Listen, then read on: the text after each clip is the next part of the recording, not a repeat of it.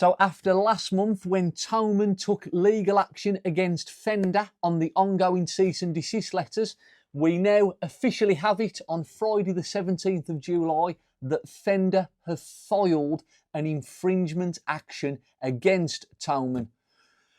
Well, I didn't see that happening this week. Hi folks, welcome back to the bench. Another day, another update on the Fender current situation, and this has certainly ramped up significantly. About 48 hours ago, I updated you all on the ongoing proceedings with Fender and Yamaha. Yamaha have come forward that they too have received a cease and desist letter. We had some opinions and thoughts. Thank you ever so much for sharing them with us. And 48 hours after this, I have got the breaking news that Fender have officially filed infringement action against Thomann after the Harley Benton owners last month took legal action against Fender.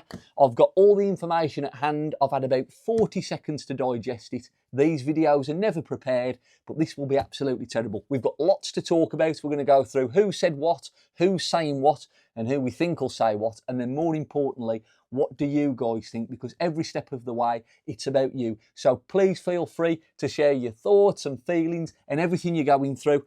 I just want to play my guitar, crikey. So I'm going to try and do the biggest and quickest recap I've ever done on this matter. Fender win a European court ruling back in March over an Alibaba seller of Chinese counterfeit Strat S-type bodies. Fender officially send LSL Instruments a letter on the cease and desist. We have since had them contact Thomann about the Harley Bentons, PRS about the John Mayer Silver Skies. Cool Old Guitars down in Australia received a letter over the way they were advertising these guitars online, and then we had the announcement that Yamaha have come forward with everything that's gone on. I need a cup of tea. So today we are now on the biggest update of them all. We've been speaking about this for months and months about what is going on, and it looks like it has kicked up a gear. I'm going to jump straight into the statements. Let's just get on with it. Here we go. This will be a very quick game of he said, she said. I'll start with Fender. Fender have announced that it had responded to the declaration of non-infringement action by filing a formal infringement action against the Harley Benton owners. Fender said its own infringement action is the expected next step in the legal process as a result of the legal proceedings that Thomann had already instigated about a month ago. Thomann had came to the rescue for all businesses, luthiers, makers and creators, and stated that they were acting on behalf of the other prominent brands and smaller manufacturers, specifically naming companies including Tom Anderson, Sir, Pensa and Maybach. Now, I want to remind everyone very quickly about what the Fender CEO Edward Bud Cole mentioned a few weeks back with his first live discussion with the US dealers. You'll see that now. First and foremost, Fender is not suing anybody.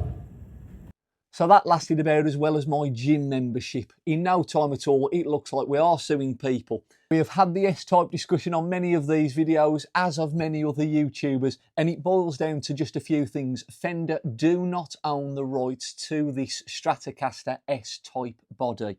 However, Fender argue that Thomann, the Harley Benton owners, have copied the Stratocaster design, and that Thomann initiated litigation in a legal battle to obtain the right to still sell these S-type bodies. I have another statement from Fender. It says they attempted and failed to discuss practical ways to differentiate products while respecting Fender's intellectual property. Thomann isn't a small independent guitar builder. It is one of the world's largest musical instrument retailers, one of Fender's largest retail partners, and the owner of Harley Benton, one of Europe's largest guitar brands. Our preference has always been dialogue and practical solutions, not litigation. Unfortunately, Thomann chose a different path. Now, it's at this stage we can only speculate what's been happening in these boardrooms, all of the legal letters and everything that's gone on in and between. Wouldn't you like to have been a fly on the wall in that boardroom meeting? So how do you think they would have gone initially? Who do you think has not bowed down to who? I'd be interested to know your thoughts. Now, Thomann previously to this had issued a statement to Fender and a request, and I'm going to throw that on the screen now. We urge Fender to stop issuing cease and desist demands against manufacturers, distributors and dealers, and to return to a fair cooperative partnership.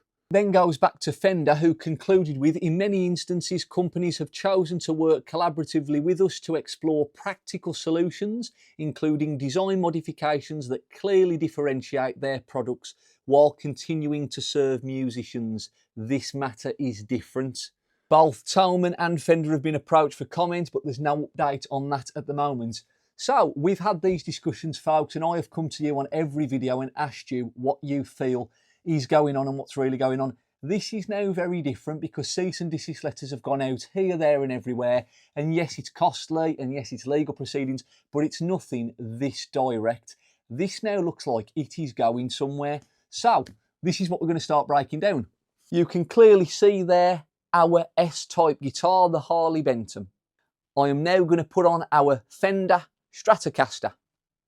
Fender themselves in previous videos have personified this guitar, the curves, the edges, the bevels, the evocative nature of what this instrument is. It was quite a sensual discussion they'd given the courtroom, but at the end of the day, they do not own the copyright to the Stratocaster body. They said small changes might need to be made, a scratch plate adjustment here and an adjustment in bevels or curves here or there. But it now looks like everything that's gone on, they're still coming after, folks. And considering what did Edward Bug Cole say not so long back? First and foremost, Fender is not suing anybody. That's exactly what has happened. And for those that have followed us so far with our journey reporting the ongoing matters, you'll see that we've covered every aspect, who's had letters, who's received what. It now starts coming down to the nitty gritty, and that essentially is putting pressure on consumers, dealers, distributors and everything else. There's been a number of forum comments and we have seen some very, very interesting points of view. One or two are pointing to us as retailers. What do we now feel about it? I've shared my thoughts on the ongoing matter, but the pressure on a lot of retailers now to make a decision. Some have already gone with, we're not going to have Fender anymore in our shops. Some are going to continue to do that. Others have pointed down, they'll now go down the second-hand path. So I'm going to throw this now out to you a little bit earlier in the video than I typically would. And I've got a few key questions that I feel are the big thing to hit. Looking at this now from a retailer outwards, how long before this starts affecting distribution rights, the workers in the warehouses, the delivery people? We've already had this, job cuts, that's certainly going to happen. Legal proceedings cost money, and the highest amount of money that you have in the world will not keep you out of that courtroom forever. At some point, something's got to give, and we just hope that that's not going to be jobs and the people working in this industry. The next thing then is over the control quality. Surely if Fender just made products that were more desirable, people would be buying them. Why aren't they doing things that people want? Those prices that were sky high in COVID, well, those prices have gone, I'm afraid. Everything has come down, money is tighter, the market is different, and there are so many more competitors. So why not be the best you can be and the product will simply sell itself? Going after the competitors is one way, but imitation is the highest form of flattery. From a retail perspective, folks, how are you buying? What are we looking at now from a guitar market 3 or 4 years from now? It's 2026. By the end of the decade, do we think some of these big hitters will be gone? Will these court cases still be ongoing? We don't know where it's going to go, where it's going to lead to, and how much longer we can sit here and wonder what next. So what on earth do you guys, the consumers, think? We would love to know. So please drop your answers below. If you've never commented on anything before, this is the video. We'd love to see what you guys think about it all. Now, as we break on from this, let's just review what's happened in the last couple of months alone. We've had all the big hitters now with these cease and desists. We've had some small boutique dealers, makers, manufacturers, and even some small independent traders.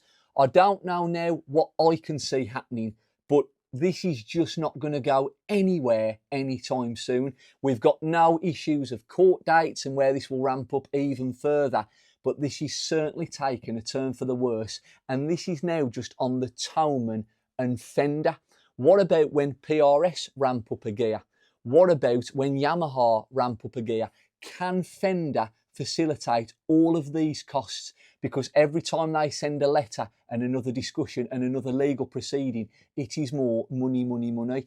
Do you really think your quality on that guitar is going to improve? Do we really think they're going to be taking on more and more workers to facilitate the orders? I haven't got a clue. So folks, that's our take on what we've seen so far. If you think there's anything that we've missed, please let us know below. And as we've said, what are your thoughts and feelings on the matter? I can't see this going away anytime soon, and I've got a feeling I'll be back here in no time at all. We will of course keep you up to date all of the way. So thank you very much for your support and patience so far. If you have been enjoying the videos, do feel free to give us a like and a subscribe and a hit the bell and a hype and all the other new jargon that I'm just not familiar with. As always, thank you very much for joining us. I'm Jamie, your local tech, shopkeeper and reactionary connoisseur, giving you all the breaking news of this crazy world we call the music industry. It never gets any easier, and there's one thing I've said on every single video: the only thing I know for sure, it ain't over till it's over, and I think I'll be back in no time at all. So thank you ever so much for your time, folks.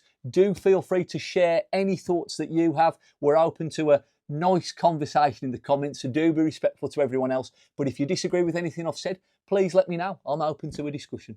I'm now going to go for a lie down, and I'll see you in no time at all. Bye bye, folks. Bye bye.